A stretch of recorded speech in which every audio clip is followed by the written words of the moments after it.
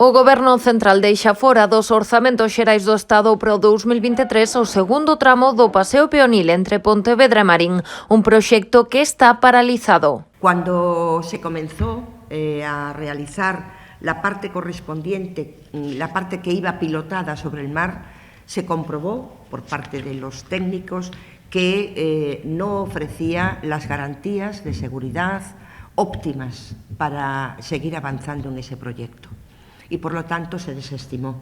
Este problema aínda non ten solución. Segundo Maica Larriba, a redacción do proxecto non se externalizou, senón que se redactou con medios propios da Xefatura Provincial de Costas, pero agora vese freado pola falta de persoal. Ese tramo no se va a externalizar la redacción del proyecto. Se va a realizar con medios propios dentro del propio Ministerio.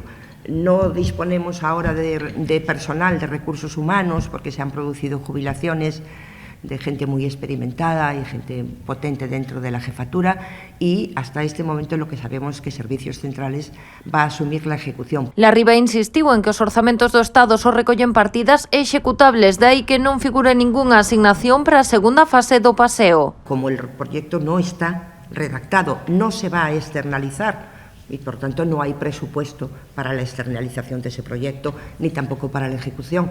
Insisto, constan en los presupuestos del Estado partidas de proyectos que sean ejecutables, no poner por poner. Si figuran nestas contas outros grandes investimentos na provincia pontevedresa, como partidas para avanzar na A57, coñecida como a Circunvalación de Pontevedra, o nó de Bombeiros, o cuartel da Garda Civil de Cambados ou o saneamento de Poio.